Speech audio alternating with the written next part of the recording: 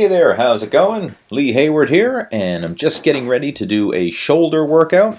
This is my first workout after Christmas, so I'm going to be working off that Christmas dinner. Just taking some pre-workout now to give myself an energy boost and a mental and physical kick in the ass, which you sometimes need to get to the gym for a good training session.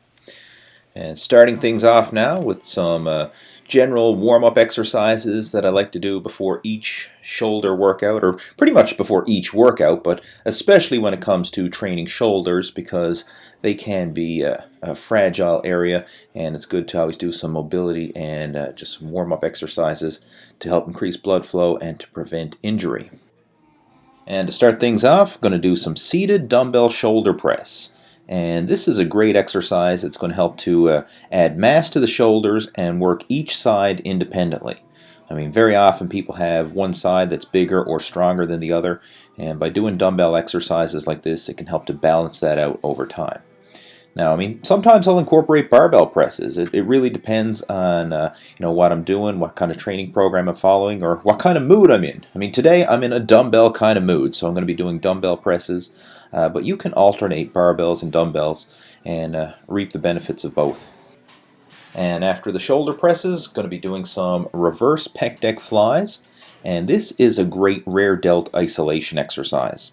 And it's important to train the rear delts with your shoulders because very often they get neglected. I mean, they're kind of out of sight, out of mind, and a lot of people don't give their rear delts enough attention, which can lead to shoulder imbalances. I mean, if your front and side delts become overdeveloped in comparison to your rear delts, then this can be the root cause of a lot of shoulder mobility issues.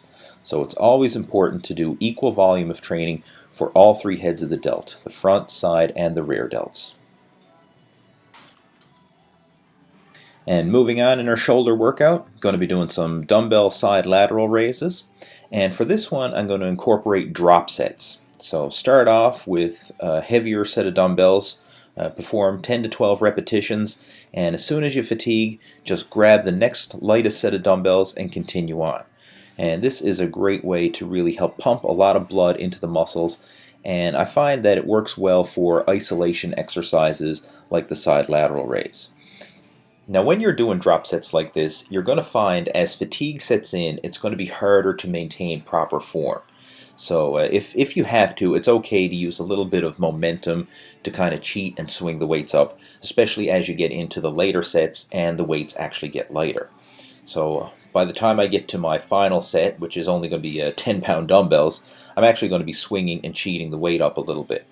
So this is a great way to actually push yourself to failure and to really force a lot of blood flow into the muscles, but you're not placing yourself in danger of getting injured because, again, the weight is really light and there's no risk of dropping or getting pinned under a barbell or anything like that.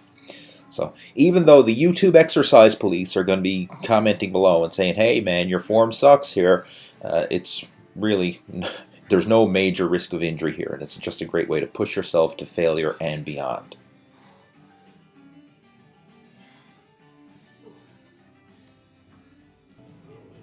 And this next exercise is a good one. It's an underhand grip front raise. So to perform this, all you have to do is grab an easy curl bar, just the same as if you were going to do a set of bicep curls, but instead of curling, you're going to do a front raise. And just the way that you have your hands positioned using that underhand grip, it's going to provide a unique contraction in your front delts. And the cool thing about this variation is that once you hit failure, so rep out doing your front raises, and as soon as you hit failure where you can't get your arms up high enough, then you can continue on doing an assisted front delt exercise where you're going to do an underhand press. And again, just continue repping out to failure with the underhand press, and this is going to pump up your front delts like crazy. So it's a great way to really help to fill out those shoulders.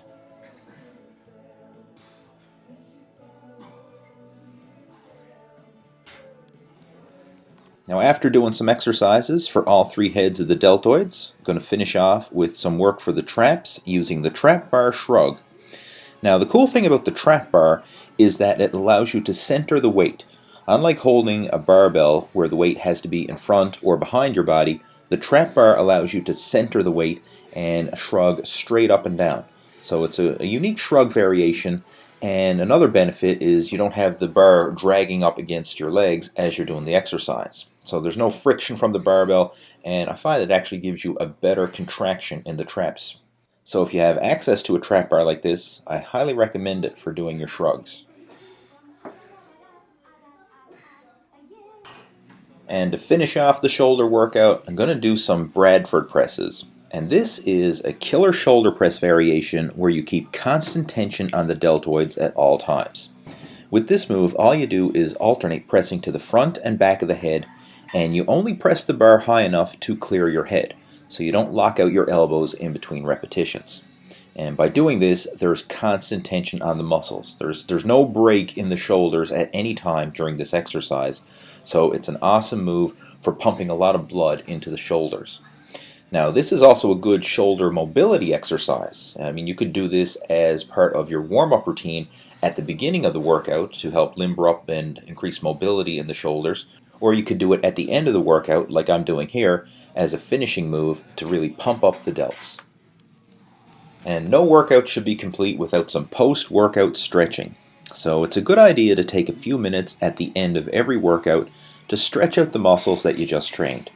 And here I'm doing just some basic stretching exercises that I like to incorporate as a regular part of my workouts.